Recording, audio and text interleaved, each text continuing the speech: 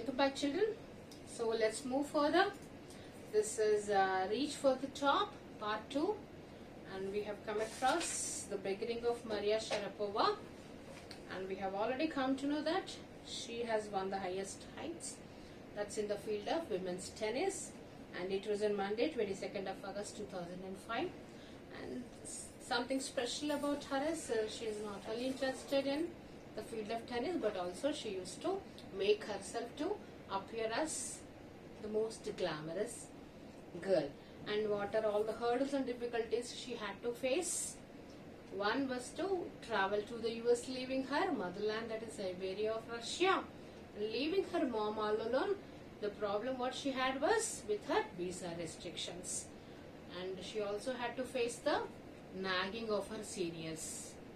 They started creating troubles and problems to her. But even then, did she plan to quit, or did she feel like running away? Definitely not. All those things were taken so positively by her because she felt that she knew everything, that what made her to come there. She had to achieve. Her goal was one, her aim was one, and yes, she thought of achieving it by keeping all these things aside. So take out your textbooks, children, and also your running notes along. Paragraph 6, let's continue with. The toughness runs through Maria even today. So the toughness, the strong feeling, like mentally one must be strong, physically one must be strong. So throughout her career, of course, for anybody it is required. So that's what she says, that for even today. So I need to be tough enough even today. It was the key to her bagging the women's singles crown at Wimbledon in 2004. So she says that it was the key, it was like success mantra we say, So when one is tough enough, if a 9-year-old girl was not tough enough to leave her mom away, do you think that would she have been reached to this highest heights of winning the Wimbledon, children? Definitely not. So that's what we mean to say, that being tough. So here she says that yes, as I was being so tough, I could even bag women's singles crown Wimbledon 2004. Bagging is achieving. Crown is nothing but like she is bestowed with. She is honored with. She was given. And to her meteoric rise to the world #1 spot the following year. So as a result of her hard work, meteoric, the word is given, METEORIC. Meteoric is nothing but, it's getting something, success, or else as a result. So as a result of her hard work, world #1 position was given the next year. As at the starting of the lesson itself, we could come to know what was the speciality of the day, 22nd of August in 2005 we have read about, right? She could reach the first position. So it was in 2004 she won the women's singles of Wimbledon.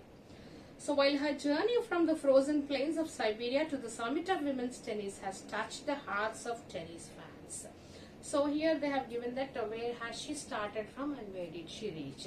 She has started her traveling as she was a born native of Siberia, belonged to Russian country, like Russian state, right? So she, being a Russian girl, she had to move to the US, only having hunger and thirst to be successful in the field of tennis. All the tennis fans, they started admiring her. For the youngster herself, there appears to be no rooms for sentiment. So we need to understand this, children, like sentiment and emotions, sometimes they push the people low. They may sometimes, make the people to not to move further.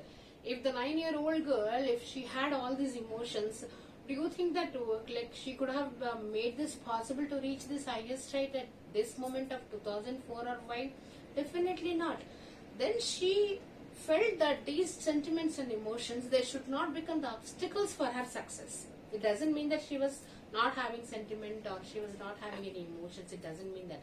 They did not matter to her, where she had to, just make her path having no obstacles. Then she felt these two are as obstacles. So the fans of her, they used to call her as there is no room for her about having the sentiments. The straight looks and the answers she gives when anybody asks about her ambition make it amply clear that she considers the sacrifice were worth it. So all the celebrities, all the people who are very popular and all, they are often interviewed by the journalists, right, and the interviewers. So whenever she is questioned about her aim and about her life achievement and all, she says that yes, I achieved it, but paying the cost. That cost was nothing. My hard effort, my difficulties, what I faced, and when I was at like around 9 years of old, I had to keep myself away for 2 long years from my mom. So they all paid me the worth. That's nothing but like, children, like hard work pays, we say that. When you work very hard, of course the result is, of course it's so sweet. Similarly, as she had to undergo many difficulties, leaving her mom also, all these things, she says, yes, as I sacrificed all these things, now I am at this position. I'm very, very competitive. She calls herself competitive. I work hard at what I do. So she says that yes, I work very hard because I know what I need to achieve. It's my job. This is her mantra of success. So she says that this is my job. In sense, I know what do I need to do it. I know why am I doing it. I know what is the reason for doing it also. So when one has all the clarities about their work, all the whole of clarity if one has about their own aim and goal, of course they would definitely reach. Then she says that yes, hard work is something which is very, very important. I worked very hard. I know why am I doing it. I know what am I doing it. So I work for what I aim at. That's my job. That's my job. She calls it as. And that is her mantra of success. That is her success mantra. Though Maria Sharapova speaks with a pronounced American accent, she speaks beautiful American accent. She speaks because when she was around 9 years old itself, she left for the US, right? So she settled for long years there. Of course, then she speaks American accent as beautiful as the native speakers of America. She proudly parades her Russian nationality, but even then she says that she belongs to Russian country only. She belongs to Russia. She parades, and then she walks in the nationality of Russian. Clearing all doubts, she says, clearing all the doubts of the people, because to learn, to get trained for the tennis, she has to move to US from Siberia, right? Then when people ask her that which country do you belong to, like to which country does your citizenship belong to, she makes it very clear saying that proudly, I am a Russian. It is true that the US is a big part of my life because that is the place which has given her or which has uplifted her in the career of the tennis, right? Then she says that yes, of course I am a Russian, but also the country US also had played a major role in my career. But I have Russian citizenship. So she claim that she belongs to the country of Russia because I have Russian citizenship. My blood is totally Russian, so my blood is totally Russian. It doesn't mean that I always think mentally, I always feel, and even with my heart I always feel that I am a Russian because I am totally a Russian. I will play the Olympics for Russia if they want me. So if given a chance to play in the Olympics and Russian government if agrees and accepts, I want to play Olympics on behalf of my native country, that is Russia. Like any number of teenage sensations, because when she won we have already come to know that around 18 years of age she won the first position, right? So that's the reason why they are calling us teenage sensation. So everybody was, they were crazy to look at her. They were just crazy to watch her sport. So like any number of teenage sensations, Maria Sharapova lives fashion. So even she was also having some different, like all others, even she also has interest towards the fashion, singing and dancing. So you may see the question, children, like what are the other interests what she has. So she was very much interested in fashion because she looked so pretty and gorgeous. Already we have come to know singing and dancing as her hobbies. She loves reading the novels of Arthur Conan Doyle. She is also pretty good at reading, and her favorite author was Arthur Conan Doyle. And her fondness for sophisticated evening gowns appeared at odds with her love of pancakes with chocolate spread and fizzy orange drinks. So here, like they have described about the long gowns which she wears. There she looks so pretty.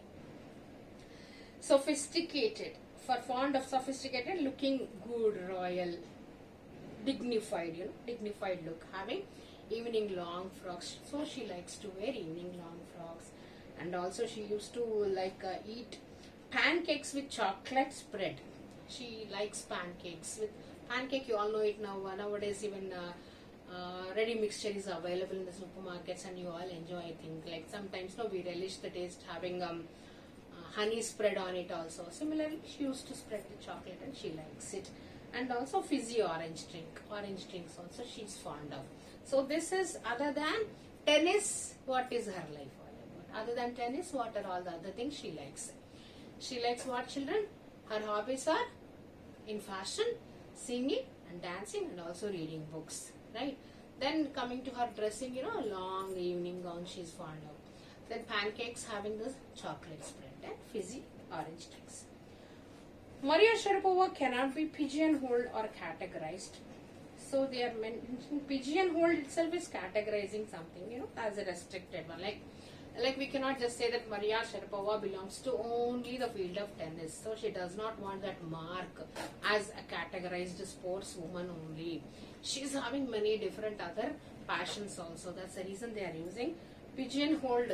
It does mean that categorizing under something or restrictive ones. She belongs to only this, or he belongs to only that kind of a categorization. When it is done, we usually use the phrase called pigeonholed.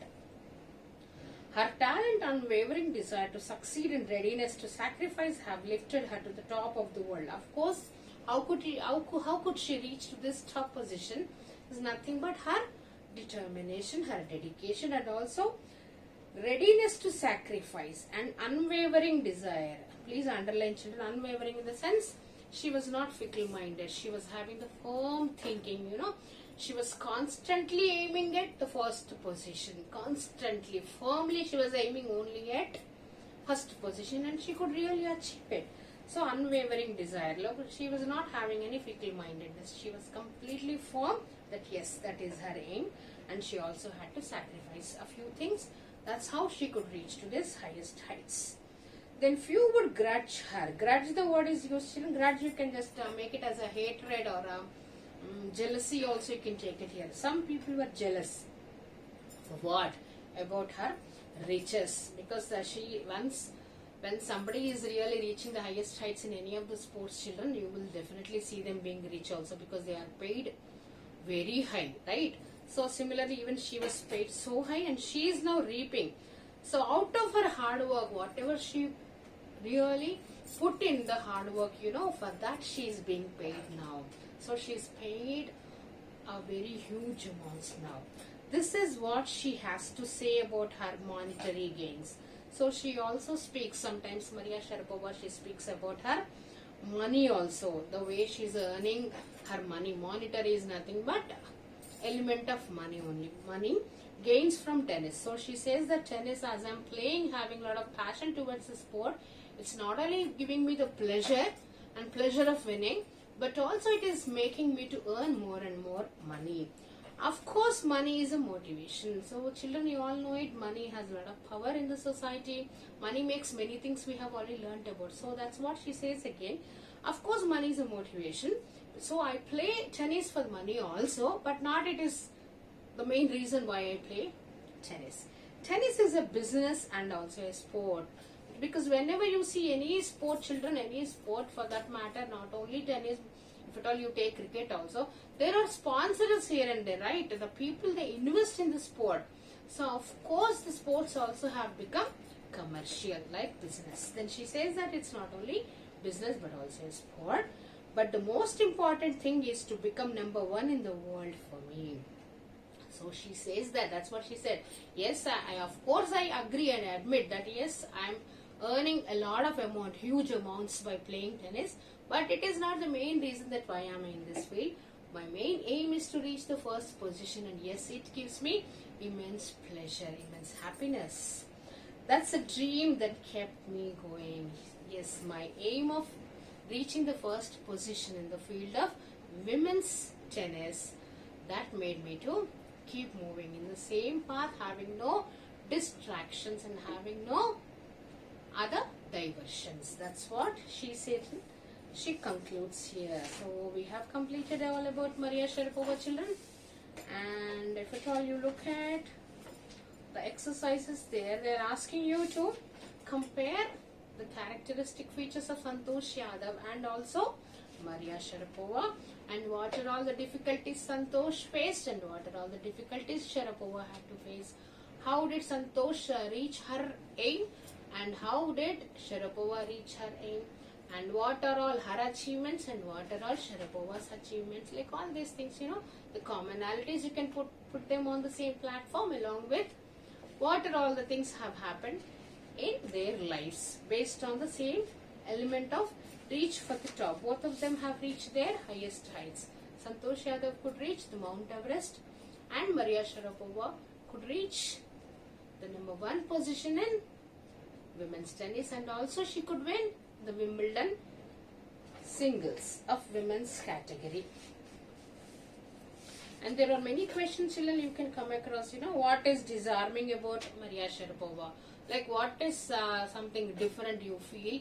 Unlike all other girls, she is different. Why? If at all they may ask you, you will need to even immediately answer. Like at the age of 9, how could you feel that she was strong-minded? And why was her mother not allowed to go along with her to the US? Why she could not meet her father often, though he was very much with her in the US?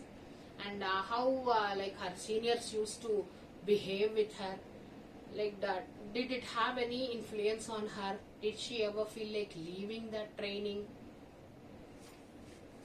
Yes, all these questions you will usually see, and when it comes to the coming to the second session, you will definitely be asked a question that when did she win the Wimbledon and when did she win the first position, and what is money for her, what is sport for her, what are all the things she reasons it out as the reasons of her achievement.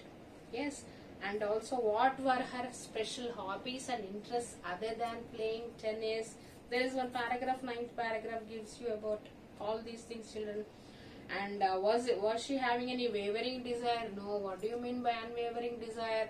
Having the constant desire, constant and focused aim is unwavering desire. And what do you mean by grudge here contextually? Here grudge means jealous or hatred. Some people, of course, professionally also, like people, they will develop hatred. They cannot tolerate people moving upwards, so they will develop hatred. They will develop jealous. So some people were very much jealous. They could not tolerate the way Sharapova started earning her huge amounts. And why did she call the sport as business? Because of course it has a lot of involvement of money. Then what did she speak about her monetary gains? How did she gain? She says that of course as I played, it made me to earn more and more money, but it was not the main cause for my playing, because my playing was for my pleasure and my dream to achieve the first position in the field of tennis. So thinking about language, please go ahead, children. You all can just do it, and they have given you the information, statistical data about top ranked women players in page number 109. And there is an interesting activity, children. Which of these words would you use to describe Santosh Yadav? Find reasons. So they have just given you a few describing words. That is nothing but the adjectives. So please make a note of them, with which you will be able to write the characteristic sketches. Like children, if at all a long question, you will need to see out of these part 1 or part 2 also. They may ask you to write a characteristic sketch of Santosh Yadav, or else write a characteristic sketch of Maria Sharapova. So only with the help of these, the adjectives given here, like contented, determined, resourceful, polite, adventurous, considerate, weak-willed, fearful, independent, pessimistic, patient, perseverance. Like all these, adjectives, with the help of these, you can definitely write the characteristic sketches. I believe all of you have understood, children, and we have come to an end of this session where we have ended up with reach for the top, that is 2, So before we wind up the session, we quickly have a recap, children. We have come across the brief life story of Maria Sharapova. The first, like, who could achieve the first position of women's tennis, and also she has won singles women's category of Wimbledon also, and she had to make many sacrifices, and also she had to compromise, having lot of patience. At the age of 9 itself, she had to leave her mom in Siberia, and she had to go to the US along with her father, where her father had to work very hard to make his earnings to let her proceed further with the training of tennis. And at her training duration also, she had to face many difficulties, and those difficulties were caused by her seniors who used to join her in the very night around 11 o'clock, whereas she used to go to bed by 8 p.m. itself. Then she was forced to clean and tidy the room, but even then she was never depressed, and she never had any thought of quitting also, and further she moved. And because she claims that she has come from nothing, she has nothing. Then she knew what she wanted. So all these things, children, they really make a lot of sense when you really think so seriously. So when a 9-year-old girl could do all these things, why can't you all do it? You're all about 13 years of age right now, right? So you are now decision makers also. You all can just make up your own decisions. So why are all these life histories, briefings are included in your curriculum of your English language? Is to teach you the life skills, because life skills is something which has to do a lot with the language, because it can easily reach you, because they are so touching, isn't it, children? If it is about Evelyn Glenn, or if it is about Santosh Yadav or Maria Sharapova, all of them, nobody's life was a cakewalk for anyone, right? But they could make it. Though there were thorns here and there, they did not bother, and they just walked in. And further, finally, they all could taste the success. Am I right? So I wish you all the very best, children. Take all these things so positively. Try to take at least 1/4 of their qualities and try to inculcate those in your lives also to reach your goals. So this is all for today, children, and please attend to all the questions which are being served by me in the form of worksheet. So let's meet in the next session to deal with another poem. So till then, goodbye. This is Vijaya signing off.